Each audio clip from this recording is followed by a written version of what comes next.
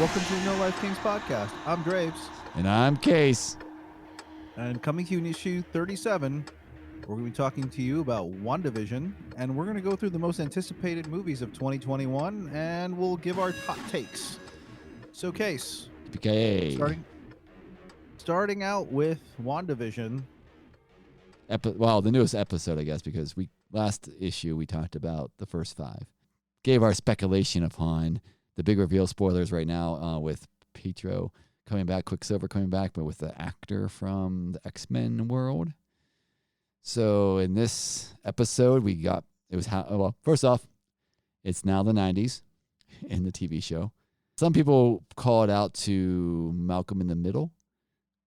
Oh, yeah, totally. But I kind of felt it was a little bit earlier than that because it was I don't know, it was a mix. Maybe it was like Malcolm Middle because of the talking to the camera part, but the intro to me with the guitar and cuts and slashes and stuff was the extreme of the early 90s. It's everything needs to be extreme. G.I. Joe, extreme. Right? So that was but I was oh, this is early 90s. But that kind of thing where they were talking to the camera, the two kids were main characters, mostly carrying the camera around and filming it. So I feel like it skipped the 80s for some reason. I guess. Oh, no. I guess the last episode was the 80s because they did the painting from Facts of Life at the beginning. So they jump forward. It's a Halloween special. This allows us to have Wanda dress up in a somewhat comic book accurate costume that she had, which I thought was pretty dope. And they played it off as she was dressing up as a fortune teller from Sokovia. Yeah, which I thought was kind of interesting.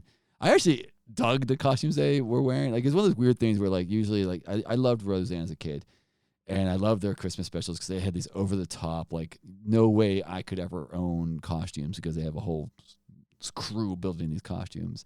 And I was always jealous, going oh, that'd be so cool. But these costumes were simple, but for some reason I'm if I wore that, that'd be pretty dope. I like the Quicksilver hair. The spike, but it looked wrong. It was spiked, but it was on the one side. Yeah, it was I think. Instead of it being it was. Sorry. He had 2 wings, basically, right? Yeah, exactly. Well, it's just cartoon, comic book accurate. So it's, but when you do it in a comic book, it's hand drawn, so there's a thickness to it. But it had this thinness spike. You know what I mean? So you see through it and look wavy. But also, I liked how Vision's costume was written off as a Mexican wrestler. But it was very comic book accurate to his 70s costume. And that opening scene was interesting this week because we've been talking a little bit about last time we talked, we're still trying to figure out is Wanda the one causing it? Seems like it is now. Yes, this definitely seemed like it was. And the big thing at the very beginning was when he came down and Wanda's like, oh, you're wearing a costume. That's great. And one I picked out, and he's like, it was the only clothes that were in my closet. I had no choice.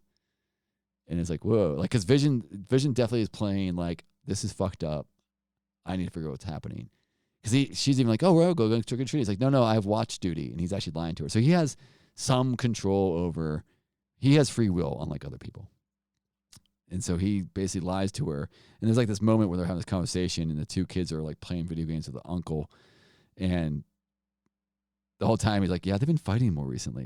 So it's this weird, sad moment, but it's not yelling at each other. And then he leaves to go to the watch, which is a lie. He's actually going to go explore. So they go trick or treating. I think the biggest things that came out this episode was, at least for the Wanda side, was you had the two kids have powers. So one's Quicksilver, the other one is a witch, also a wizard, a warlock. I don't know terminology. It's because they reveal their powers. No, this is the first time you actually saw other kids in Westview. So where they come from?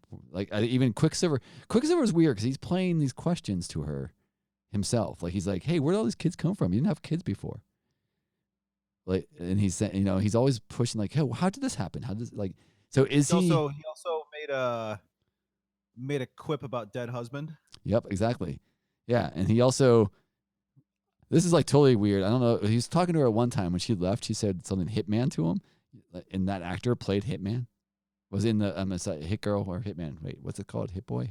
What's that Mike Mahler movie? Kick-Ass. And she referenced Kick-Ass to him, and he played a character in Kick-Ass, the movie.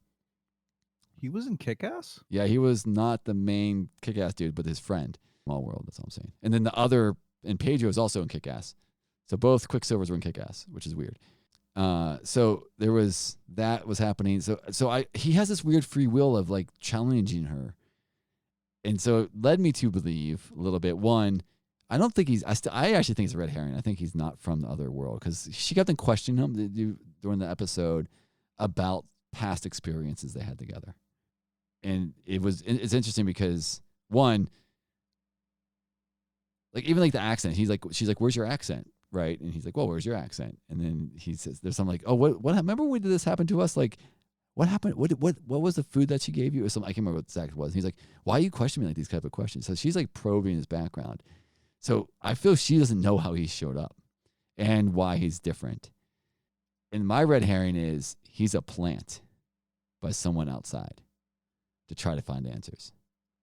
Interesting. I was just wondering if you fell asleep with my wonderful no, idea. I'm just trying to think like who could have planted him. I don't know. Maybe it's actually the bat. Maybe there is actual bat. Like right now we have Wanda versus Sword, and Sword leader seems to be evil, somewhat, or at least against the good people in the show. So maybe he did it under the hood that we're not like privy to because we're following Rambo and the other two people whose names escape me right now. I don't know. Maybe it's even the devil because he does call the two kids the spawn of Satan. So maybe they're getting a devil character into the mix, and that's what the main bad will be in the Doctor Strange movie because they mentioned prior to this that this is going to roll into Doctor Strange. Something's going to happen in WandaVision that will carry over into Doctor Strange. But I'm assuming it's not going to be like you need to watch WandaVision to understand Doctor Strange. Well, I guess, I mean, you could see that maybe like Wanda's actions create a multiverse. Right, exactly, right. And that's why it's isn't Doctor Strange the death of everyone in the multiverse? That's not what it's called. But it has the word multiverse in it. I should learn titles someday. Multiverse of madness. That's right. So maybe it's actually her going mad with the multiverse, and the whole movie is about him trying to get her back. That'd be weird, because then you'd have to know it all. I don't know. The way she's playing it, you would think, at least Wanda's talking to him, you'd think she would have known she pulled him from another dimension, if that's what she did. Just seems because she really does not believe it's him. But yeah, so that was like the Halloween plot. Eventually what happens is outside, the three good characters get Rambo and the other two whose names escape me still basically get kicked out of Sword because they question the authority of the seeming evil guy because he tried to bomb Wanda, and they become rogue agents and do the thing that I totally don't understand. If the technology in movies existed in our society and anybody can hack anybody like they do in movies, we would fall apart. It just seems like every movie, there's always a character who's like, I have a degree in astrophysicist. I'm going to hack this guy's computer. I'm like, you're hacking the head of Sword's computer. Well, you just got to make them click on an email attachment. She doesn't even do that. She just types a password in and it gets in. It's really weird. But what she does discover is that he's tracking all the people in Westview. But he specifically is tracking Vision's body because it uses its vibranium and it's degrading. So he's really following Vision. And I still leads me to believe that Sword was trying to take apart Vision to turn him into a weapon. Versus like his whole like, oh, his will said to bury me and don't use me as a weapon. And remember Wanda came and took him away? Yeah.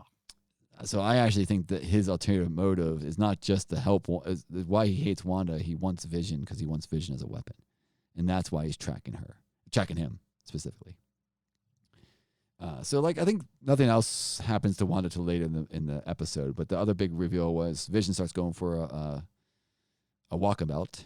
And that seems the further away from the center of the city, the less power they may have. or Wanda has over people, because people first started repeating the same actions over and over.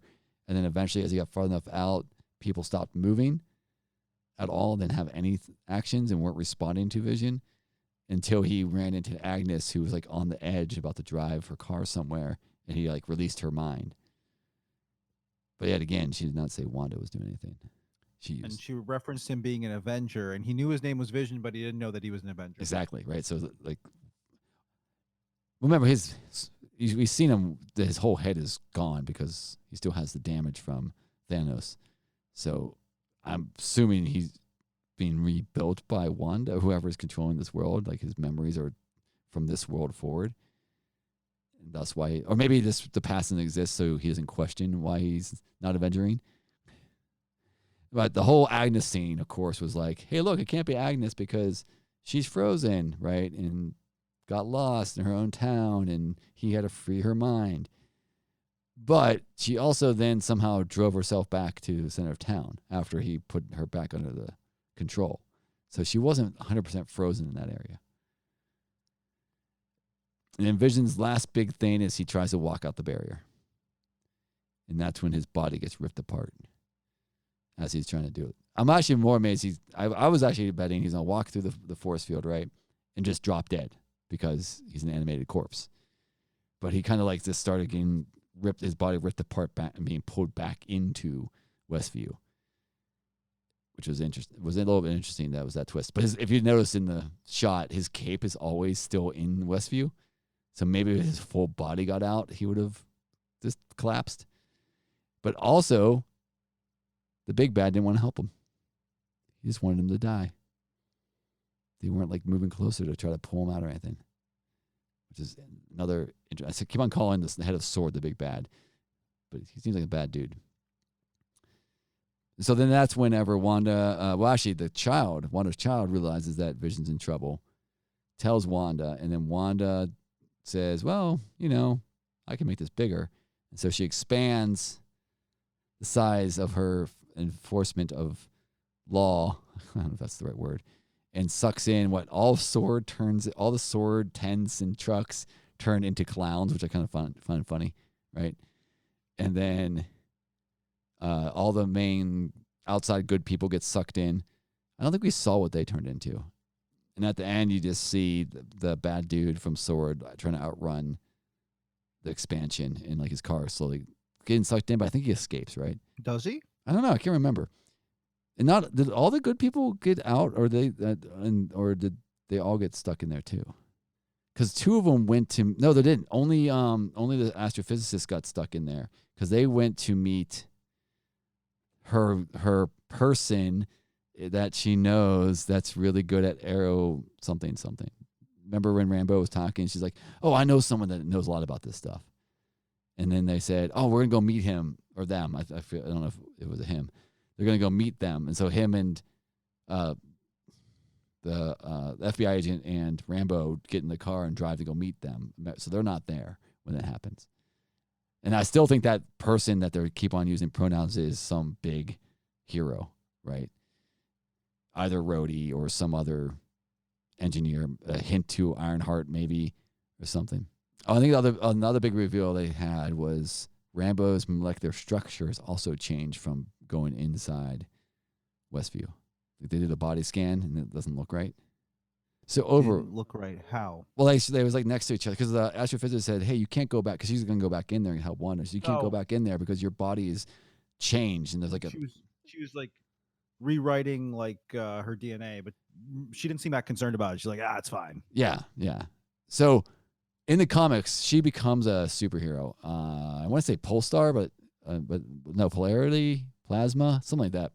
That's basically the same power set as Captain Marvel. So this could be the hint. This could be how she gets that power. Is through this restructuring of her body. Yeah, I didn't actually think of it as like a superhero origin story. I actually thought of it as like potentially this is like a harmful thing. Yeah, well, I originally was thinking it was gonna be like a cancer thing because her mom died from cancer, and I was like trying to tie her to that, right? And that's why she didn't want to do that. Like, don't draw my blood because I know I'm gonna have cancer because my mom had cancer. But now it seems like it might be a hero origin that she's getting these powers from going back and forth. And maybe Wanda's giving her powers because deep down she needs help and she feels that Rambo's the person that could help her. So I think those are the big takeaways. I don't think it's going to be the mutants. I just think they wouldn't introduce mutants in the TV series. They would hold it off to a movie. It's kind of interesting. So like her DNA is getting rewritten. Does that cause the Mutants? Could that be like the mutant thing? Well, that was one of the theories I thought of was, in House of M at the end of it, she says no more mutants, right? And basically it's like 90% of the mutants are disappear off the planet, and the ones that stay around are like depowered a little bit. And maybe this is going to be the opposite. Instead of saying no more mutants, she basically something happens, like either she dies or some big thing causes this, a fallout area where people's DNA gets rewritten, and that's how you introduce mutations. So instead of being like a birth thing, it's like, oh, how close were you to the Wanda event? And now you can have mutants in MCU without doing the whole birthing. I think it takes away kind of the subtext of the X-Men world, but that could be a way they can bring mutants in. I just think we need mutants. We need them now. Do we need mutants, or do we need a certain set of mutants that you like? Like, what do mutants bring? A certain set of mutants. Yeah, because really, the reason mutants existed was originally the beginning of mutants was not because they were trying to make some play on, treating different people poorly. It was originally a way to shorthand new characters into stories without having to go through an origin story.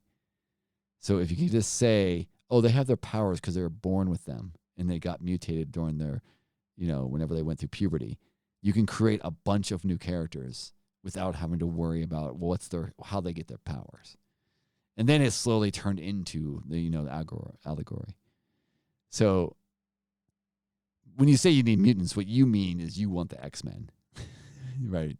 You don't care about spiky faced dude in X-Men 3 or whatever that can hug people and then turn into spikes and kill them all, right? You want your Cyclopses and your Logans. I would also like Doorman. Doorman. Wait.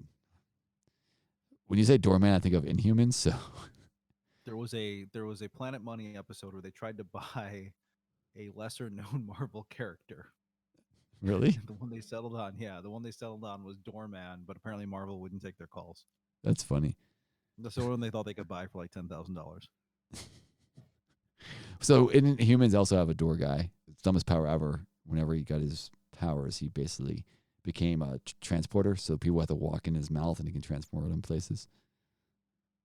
And they build a wall around him so he can't move. Inhumans is a really messed up story if you actually look at it. Maybe we'll talk about it someday in the future. But yeah, so I'm still not thinking they're going to do mutants from here. I think that'd be insane if they use a TV show level thing to introduce mutants. Now, multi-dimensions, yes, I could see them doing multi-dimensions, and then that goes into Doctor Strange, but it doesn't mean that you need to have mutants. I still think mutants might be something they introduced in a future movie or something. Because also, who do you get to play Logan? I mean, I'm not available. No, you're not. But I guess Deadpool's going to be in some movies, so Deadpool 3 is happening. Your schedule won't allow you to play Wolverine. No, I have too many podcasts to record. Yeah, so I'm out. So here's a question. All right, last question, and we'll move on because I can't remember anything else I want to talk about from WandaVision. But if they were going to do mutants in MCU and they're going to do a new Wolverine, do you want comic book accurate Wolverine where he's like 5'1"? Well, he actually might be shorter than that. He might be like 4 foot. Or do you want to go like what they did for the current X-Men run where Hugh Jackman, who's 6'3" or whatever, is Wolverine? I don't really care. I don't think it really matters. I think it matters more how the person portrays the character more than like the height.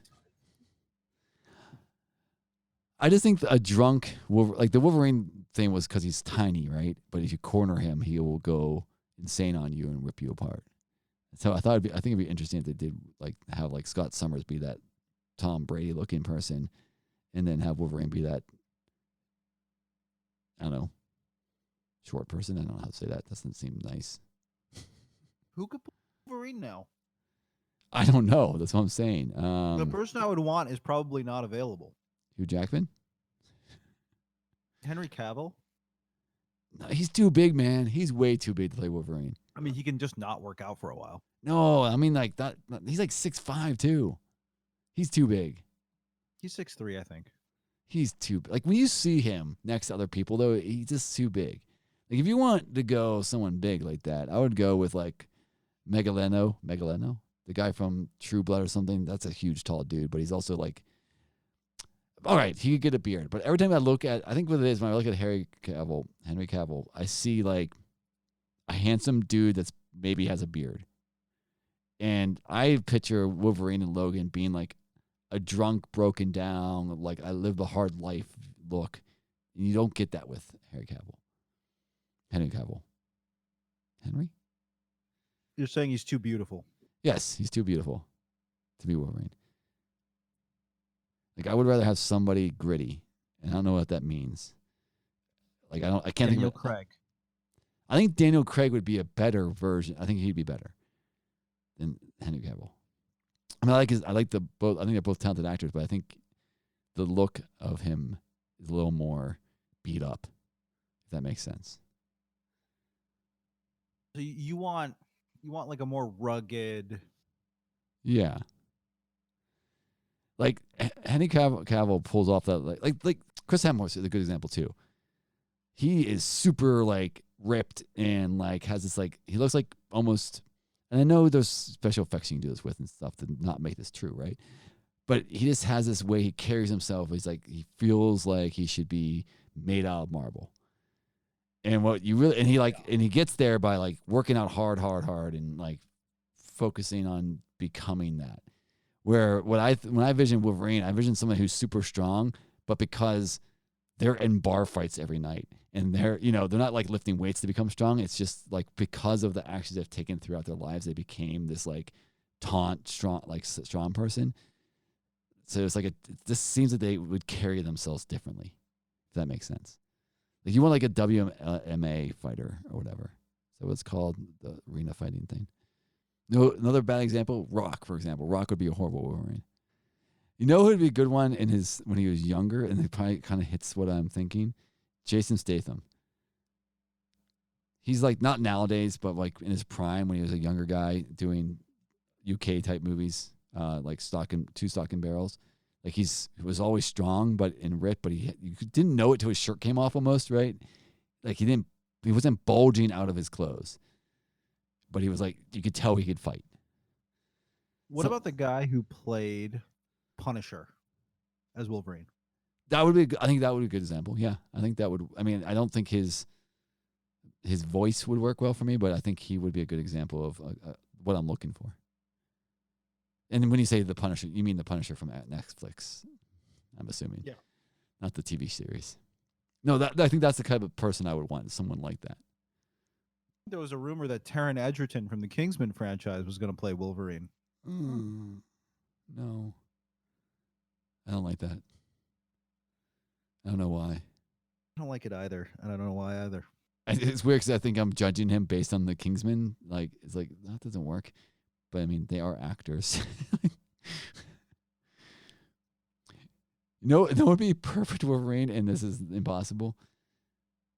And really age me, and most people probably won't even know what I'm talking about. But Bruce Willis in, like, Die Hard 1 or in, like, Moonlighting.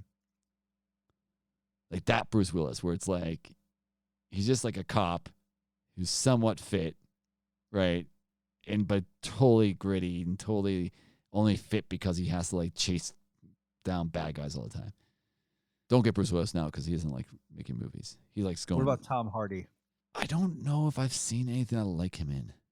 Like I like him, and every time I hear his name, I want to watch his movies. But the only one I really liked him in was in not Fast and Furious, Fury Road, which is very, very he had like 9 lines in it. I think he was good there, but I haven't seen Venom, for example. Maybe I should watch Venom, and then maybe that will help make that decision. But again, I think that's the look, though. Like You want to pull someone from like a world like Fury Road and have that person come into. What about Idris Elba as Wolverine? I would love it. I don't know if they would do it because he's Hydro, right? Hydro. Loki's. Oh shit, he's already in the MCU. Yeah. Fuck. And based on the Loki trailers, it looks like he might be in that show. Yeah, that could cause a problem. Yeah, I can't think of anyone else, and we should probably move on.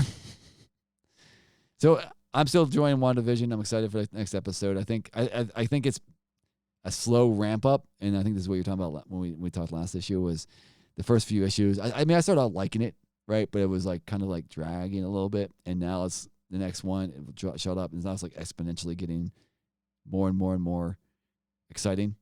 Yeah, I think the last few episodes, like once they sort of got us out of Westview, like you knew that there was a world outside. That's when like it started to really get exciting. I think it's not just being out of Westview, but having people inside of Westview react at within. You know what I'm trying to say? That they're reacting to Westview in a way that's not being programmed, right? Because even like when they're in Westview now, because everyone's like, there's like that one lady who's stuck hanging something on a rod, and she has a tear coming down her eye. Like that type of stuff is like really interesting, and exciting. And when Vision unlocks people's brains and like everyone's questioning the world, is pretty big. Anyhow, I like it. We'll talk more next week after the next issue because it's basically what everybody's talking about in comic book and nerd world right now, because it's the only thing to talk about, which rolls us into 2021 movies. That's my new segue between everything we talk about. We were talking about using music to break up the segments more, and I think you've nailed it. Yep. So we're going to skip January. I'm going to skip February because the only one I would even mention in February is a joke once. So I'm not going to talk about it. So we'll start March about some of these movies, and I'm going to throw some out there. And we'll talk about them really quickly, probably. One of them, two of them might be pretty big. So the first one, which I just find interesting, because I don't understand what it's going to be about, and I don't understand Eddie Murphy, is Coming to America 2. It's actually Coming, the number 2, America, which is a sequel to Coming to America that came out in the 80s, where Eddie Murphy was a king of Zamunda. Yes, and came to America and worked in a fast food joint. I forget why he did it. It was to find a wife, right? Yeah. Right. And I'm just more curious. Like, I actually liked Coming to America, but I have no idea what the sequel's going to be. Like, it seems so odd that there's a sequel. It seems like he's got like a son somehow. Yeah. And I mean, it's got some interesting people in it. Because Eddie Murphy's back, Arsenio Hall's in it. Like, I didn't even know Arsenio Hall existed anymore. Like, it's got some interesting things, but Tracy Morgan's in it. It's Wesley Snipes, apparently, James Earl Jones. Like, it's got some big names here that I didn't even know existed anymore. But I have no idea, like, how that 80s movie could play well in the current world. But I think that about most 80s movies. I think that I'll probably watch it. That's March 5th, right? So it's on Amazon Studios. So I probably might take a look at it. Definitely not a comic book movie, but I just thought it was very interesting that they're making one. Look, all I'm saying is they need to make Trading Places too, but it has to be like Wall Street Bets. Dude, I love Trading Places. I love that movie too. I would. It is actually basically Wall Street Bets, isn't it? Yeah, like if you were gonna make Trading Places too, like they would have to be like, it would have to be like, they do something on like Reddit forums, right? And they get a bunch of people to like short squeeze a stock, right? Dude, I totally it's almost tempted to figure out how the Twitter works and just tweet at Eddie Murphy and be like, did you ever think about right? We have a Twitter. Maybe we should tweet it from our account. Yeah, we should, because I think that'd be our awesome. Extensive social media strategy. Get Eddie Murphy on our side. We're win then. I think that'd be awesome. Like, I think Eddie Murphy's a really good fucking actor. He's been in some really bad movies, but I think he's a good actor. Super talented. He's super talented. Yeah, like Coming to America, but Trading Places, that'd be epic. I'm telling you, Trading Places 2 where like Oh, Winthrop and Billy Ray, yeah. Billy Ray Valentine, is that his name? I think it was, yeah.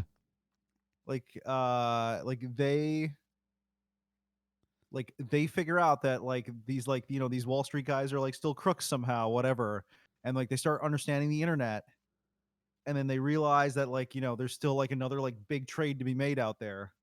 Right. All right. I'm excited now. March 5th. I'm gonna make that movie. I'm gonna watch that movie just so they think about getting Chase Faces too. And Coming to America and Trading Places exist in the same universe.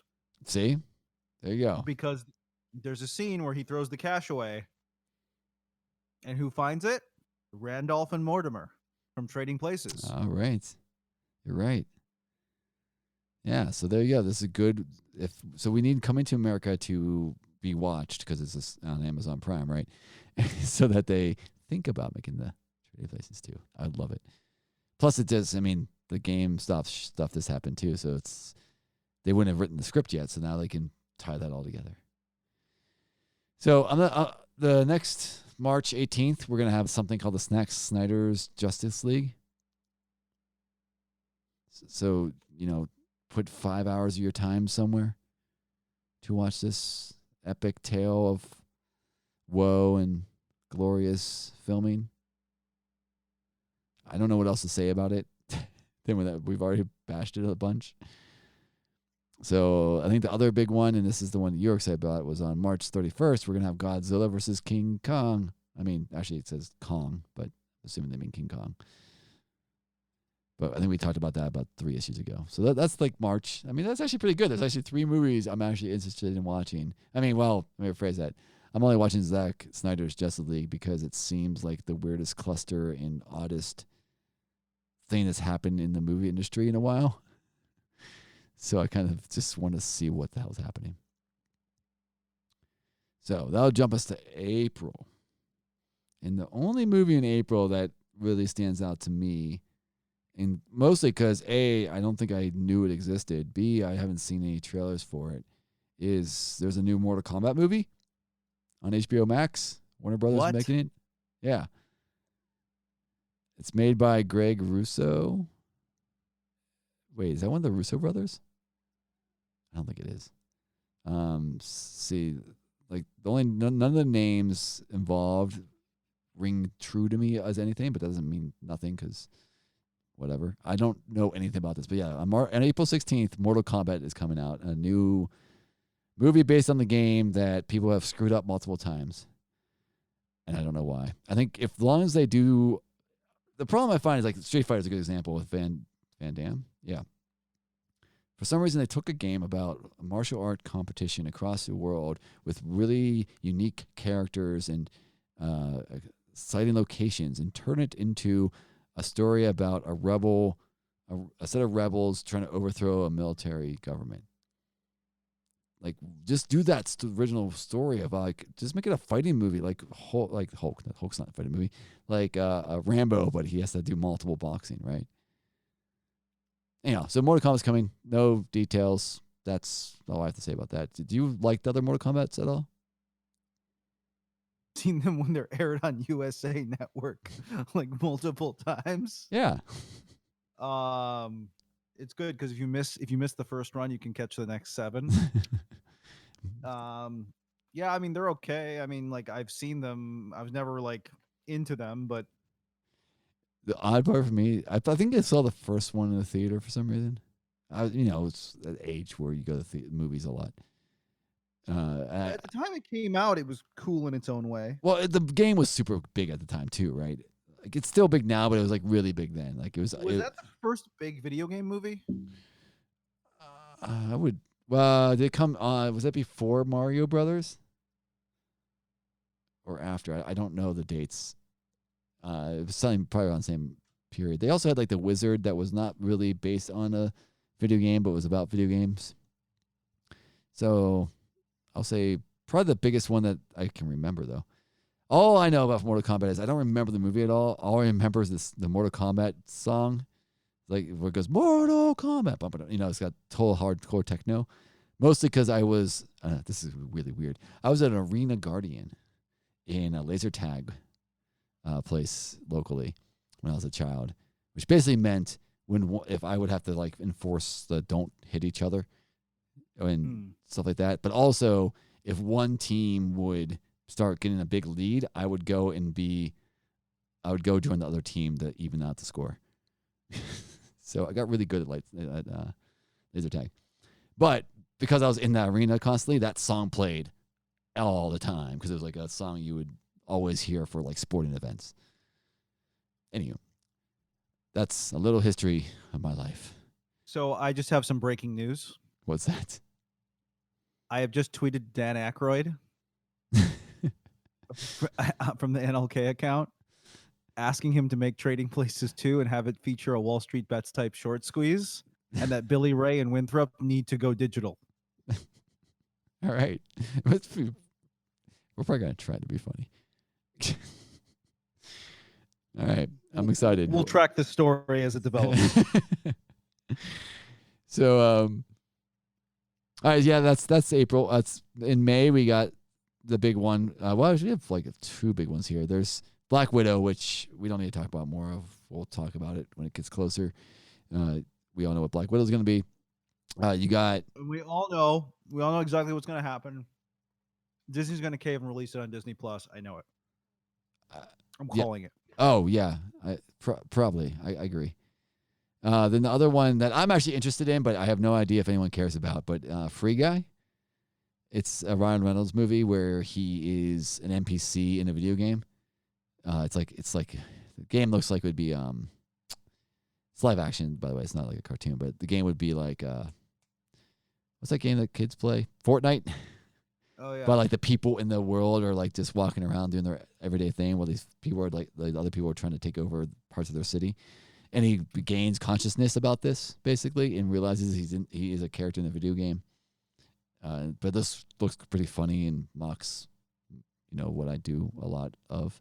So I'm actually the trailers look really cool. That's all, and I like Ryan Reynolds, so I kind of let him watch stuff.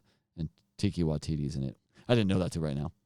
At the end of May, we have F9, the 9th movie in the Fast and Furious franchise, which I do not like, but lots of people seem to watch them. So I want to know if Draves is a Fast and Furious fan. I like the cars. Do you? Because they don't even have good cars in Fast and Furious. I like the driving. Do you? They only have CGI in Fast and Furious. Let's play a video game. I find the movies and the plots to be unwatchable. So, I like one Fast and Furious movie, and it is Tokyo Drift, and it's so dumb and it's so bad.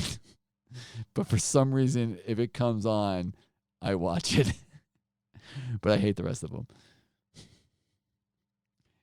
And also, aren't they in like a weird order? Isn't Tokyo Drift like the movies aren't in order? You're right. Well, no, I learned at one point the order. But yeah, they aren't in order. Tokyo Drift is like after or like right after like 8 or something, or right after 7. Because at the end of they show at the end of the one where Jason Statham, and the movie that Jason Statham joins, they show Jason Statham killing the guy from Tokyo Drift at the end. He's the one that actually wrecks the car into the supporting character in Tokyo Drift. And so they show that, and so that kind of ties it all back to there. But I think it might, maybe it's after even 9. I don't remember. It is out of order. That they, I don't know. I'll admit, Fantastic Four. No, Fast and Furious. Even though I hate the movies, apparently can do really well multi-movie universe. It's like an MCU almost, right? And it is like a superhero movie because even like in 8, you had Idris Elba's character have superpowers. Technically, 8 isn't Hobbs and Shaw like a different thing? Well, Hobbs and Shaw is. Oh yeah, you're right. That would be like 8.5. It's a spinoff, but yeah, it's the same universe. So like they have the same universe, right, with spinoffs. Like they're MCU before MCU was around. It's just insane. Like it's one of those series that like it's got 9 movies now, and I don't care a lick about any of them. It's so weird. I don't know who still goes to see them. billions of lots of people because it makes billions of dollars. Yeah. It's insane. But I probably won't watch F9. Really, the only a Free Guy and Black Widow are my main things, probably. Well, definitely Black Widow. And then we have in June, the only thing that's really sticking out to me in June is this very important movie called Venom, Let There Be Carnage, directed by Andy Serkis. I didn't know that. Anyhow, it's the sequel to Venom movie, which may or may not be in the MCU. Like, it seems like Sony with the multiverse might bring Venom into the Spider-Man movie and thus have Venom be part of the MCU. I never actually watched the first Venom, though, so I probably won't watch this one. If Venom goes to the MCU, that rules Tom Hardy out for Wolverine. Oh, that's true. Yeah. We should stop that. Send a tweet to Tom Hardy. Like, don't do it. You could be Wolverine. That's what this show has now become. It's just like we're gonna have ideas and we're gonna immediately tweet them out to people. This movie blocks so much. And so yeah, I don't know. Venom, I don't care about Venom at all. Which is really weird because I'm a big Spider-Man fan. July, there's some interesting stuff in July. First off, we're gonna have the sequel to probably the best volleyball scene ever put to film with Top Gun Maverick. Pretty excited to see what sport they play. And also, I think they're gonna play touch football on the beach. So it's gonna be like Point Break. That was tackle though.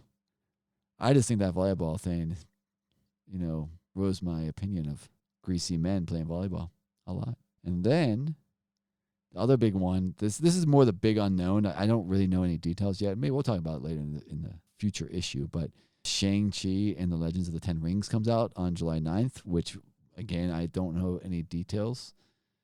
Other than it's a movie and it's a character from Marvel Comics that I don't know much about either. So, yeah, I'm actually kind of excited because it might be.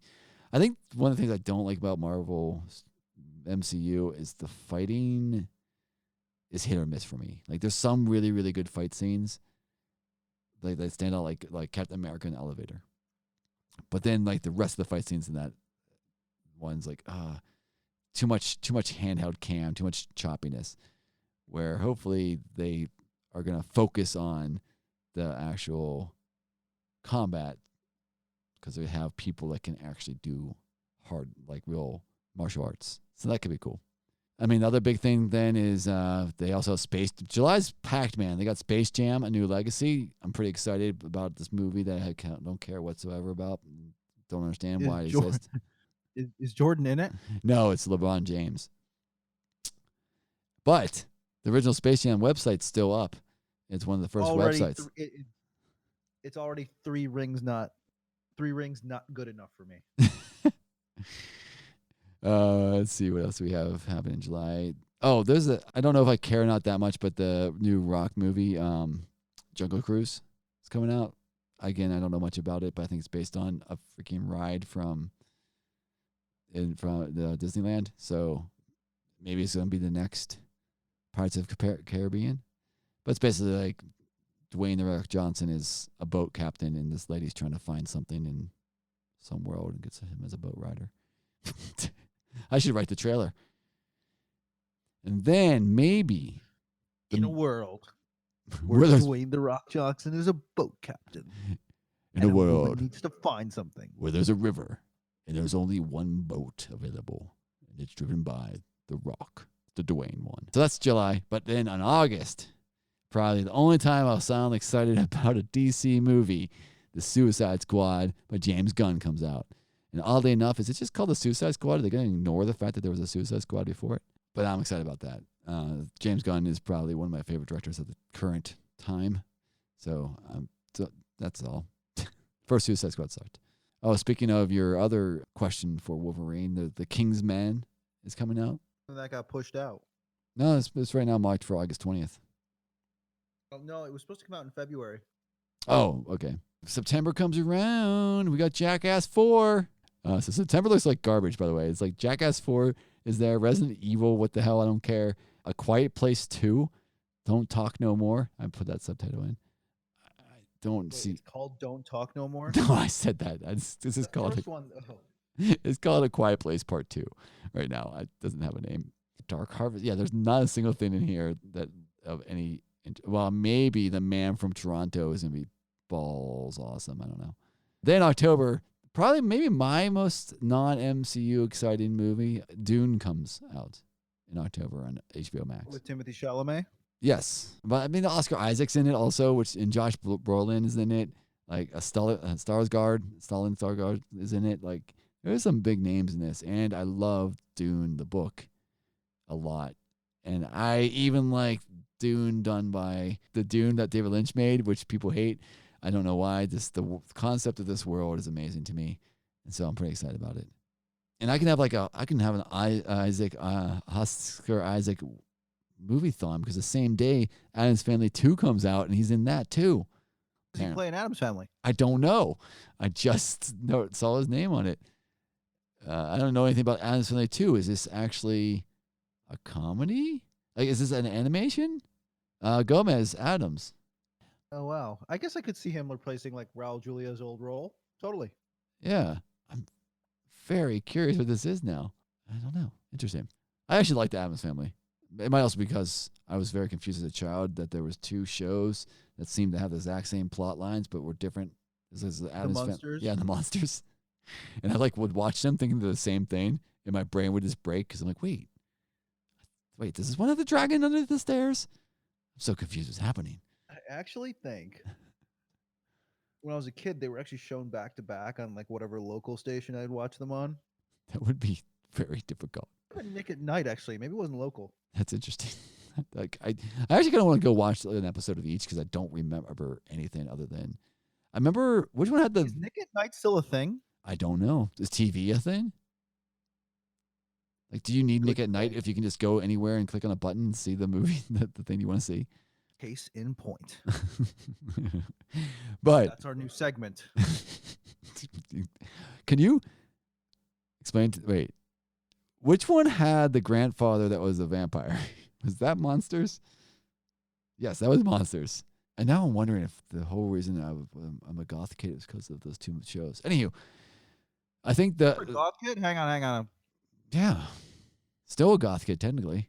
I can share a photo with you, and you will. So I was looking at other things in October. By the way, there's this movie called Last Duel by Ridley Scott. It has Ben Affleck, Matt Damon in it, Adam Driver in it, and it just says, I don't know anything about it, but it's an upcoming historical drama thriller film directed by Ridley Scott based on the book The Last Duel, a true story of the trial by combat in medieval France. And it's written by Ben Affleck and Matt Damon, by the way. And Matt Damon and Adam Driver and Ben Affleck all star in it. I don't know anything other than that, and it kind of blows my mind that this is the first I've heard of it. Then there's a Snake Eyes movie from G.I. Joe world coming out. Snake Eyes was my favorite G.I. Joe, but they've never done him well in live action, so I don't really care. And then let's see, November. So we have 2 more months left here. So November we have the other big MCU movie, Eternals. I think Eternals is going to be a kickoff for the next phases, so that's why it's interesting. I really want to see what they do with a movie that's involving gods, though. Like, it's going to be how they're going to pull it off type thing. Like, I think Eternals, of all the movies coming out in 2021 for MCU, Eternals is the one that they can fail that could hurt them, I feel. Like, everything else is kind of safe, where Eternals could be a big mistake. When I say fail, only make them $500 million. The next villain will come from the Eternals universe. Like, wouldn't that be like something that's actually powerful enough to get everybody together again?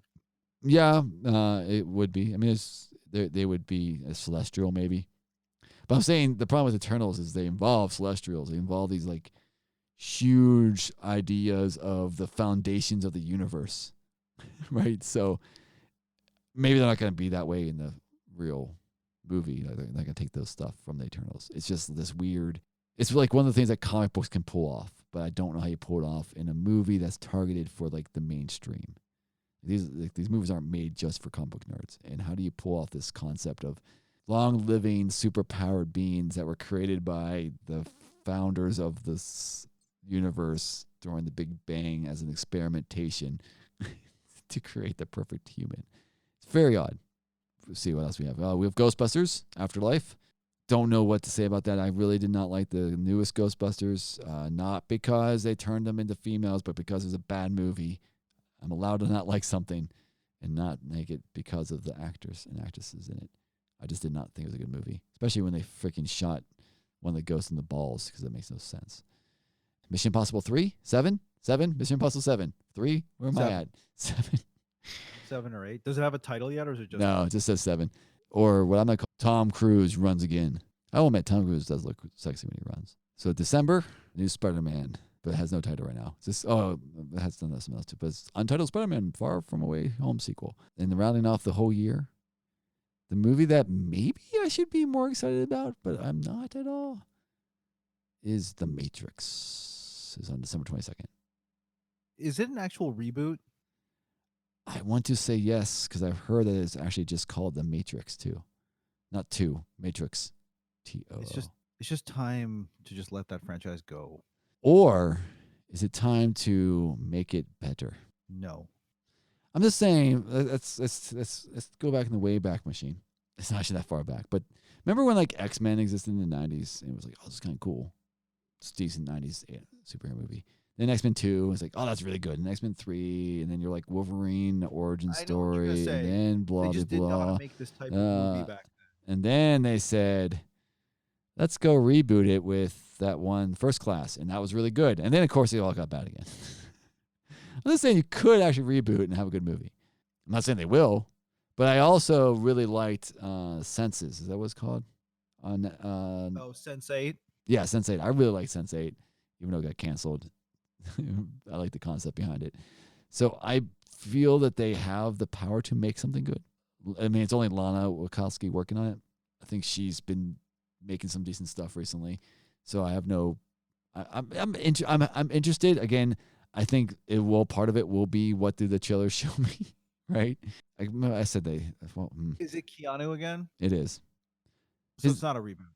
His name's listed there, but remember we're also dealing with a virtual reality world, right? So it could be something where he reboots it and he's only there at the very beginning, and it's like a handoff to the next group.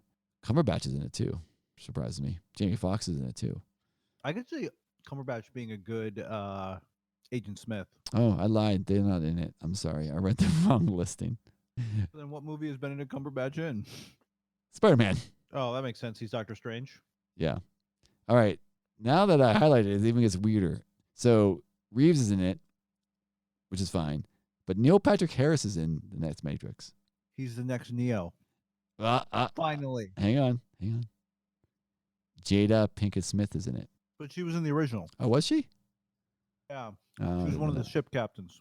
Oh. You see why I know nothing. Jonathan Drew Groff's in it. I just think it's weird.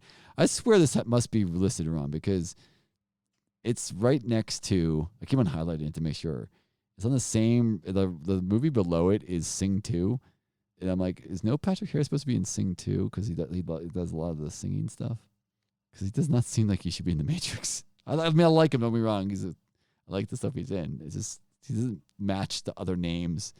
And that takes us to the end of 2021. I think basically what I'm most excited about in 2021 is them to announce Trading Spaces 2.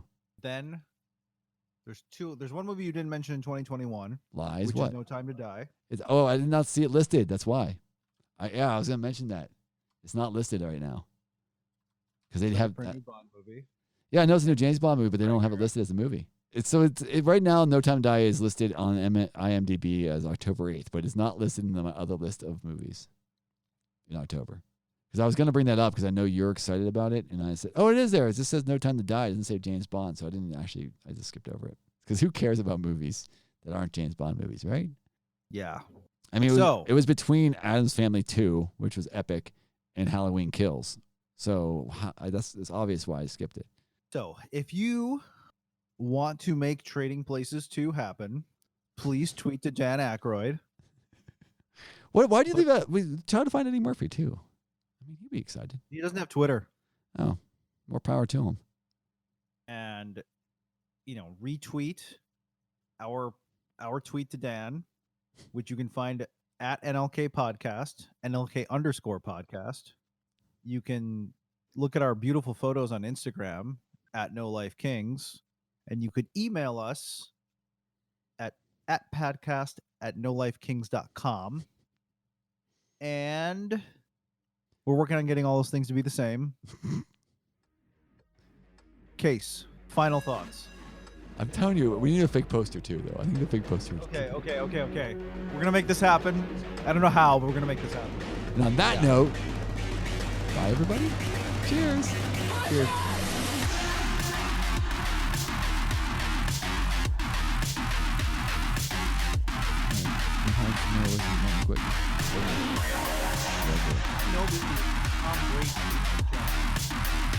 So everyone hates him, and he wins because his defense is really good.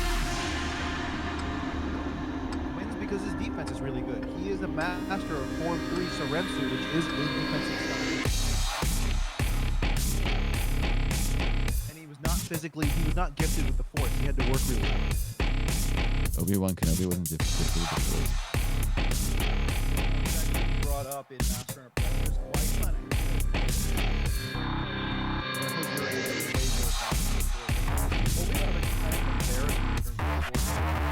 So what did he do? Like go drink other Jedi's blood?